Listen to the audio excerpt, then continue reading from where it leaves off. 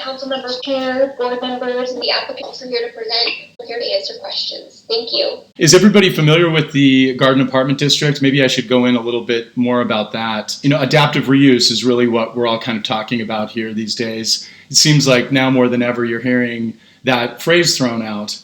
And the basis of the mural is reduce, reuse, recycle. It's called the R3 Mural for that reason. Maybe I'll just go through a few slides here if you just want to get started. R3 Mural, it's a community-made art mural created from all repurposed materials. Every year, a new mural spotlights how innovation is at play with the mural installed at a new location where this mantra is being applied in real time. So this year's theme is adaptive reuse. The first year's theme was upcycling, and that's where we just took all three of the elements that we used to create the mural and featured that in a separate mural, which you'll see a photo of it here in a second. So, of course, Lamar has donated our canvas. This is a material that would otherwise be sitting in a landfill. They're happy to be a part of this, and every year they donate to us enough of the material to make as large of a mural as we like. Here's an example. Fox 10 came out when we created this last year at an event over at the Saguaro Scottsdale. Here's the framing material. That is an old billboard, and there's one of our reporters from Fox 10 interviewing the artist, Tom Carlisle, who wore many hats throughout this process. You got the color palette there that ties in perfectly with the accent color on Park Paradise. And that's kind of one of the unofficial entrances into the Garden Apartment District, which, as you guys know, has about 18 of our final remaining post and beam multifamilies. Green Sheen, by the way, is the name of the company that's based here in Phoenix that takes all of your recycled paint and mixes them into any number of colors.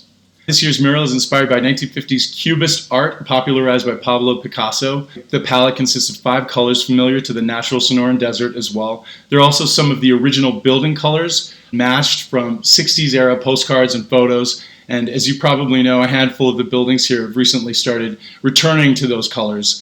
This is our first mural. This was the beginning of where we're at right now. We initially invited realtors from HomeSmart to get involved. So over the course of 2 months, we had several hundred guest artists, lots of kids contribute to the mural. And this particular mural, when we were done with it, we cut it up into 300 smaller art pieces and just gave them away. 100% recycled and upcycled mural. To help with painting this year's mural, Scottsdale kids organizations like Big Brothers Big Sisters joined us at the Scottsdale Saguaro. Tom helped each of the guest artists and their chaperones find their creative voice. In this case, we talked about the flora and fauna of the Sonoran Desert and tied that to the colors being used for the mural. Adaptive reuse, as you guys know, is repurposing of a commercial residential structure for the use that's different from its original purpose. I'm also a commissioner with Scottsdale Historic Preservation Commission. More often than not, if this is an option nowadays, as it was with the Dairy Queen that was taken down, this entire building, most of it is going to be repurposed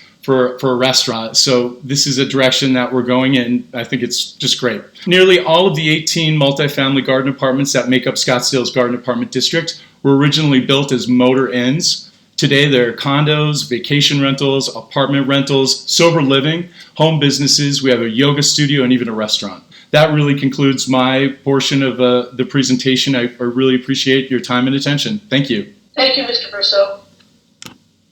I just want to say that I love it, and I love the presentation. It was educational and it was fun. So, yeah. Thank you. I just want to say I love the story. I think it's fantastic with the whole recycling materials, getting the kids involved, and most importantly, preserving the flavor and the character of this area.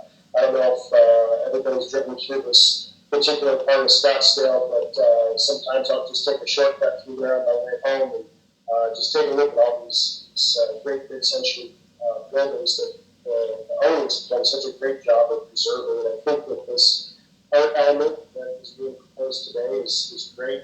Again, I love the story, and I think it's very appropriate, and I'm in support of this project. So that's all I've got. Great, thank you. Thank you. Chair will entertain a motion for 20DR 2020.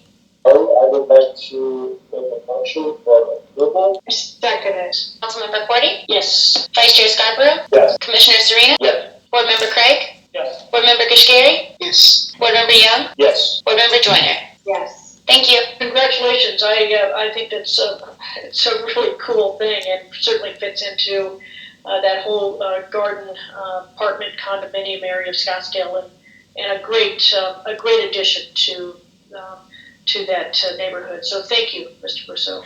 Thank you very much, guys. Really appreciate it. We're looking forward to this. Okay.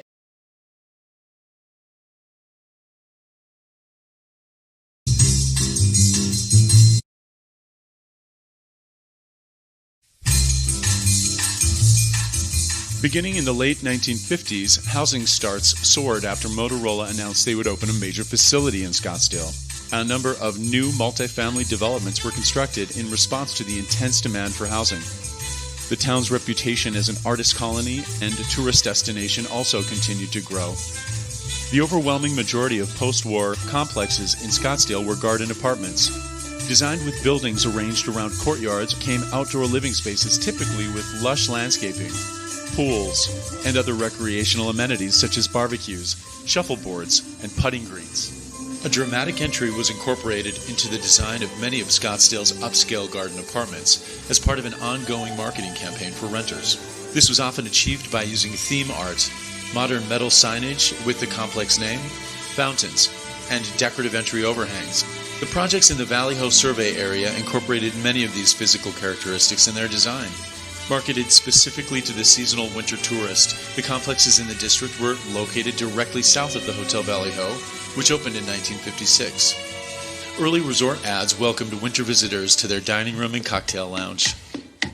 We welcome you to historic Scottsdale Garden Apartment District.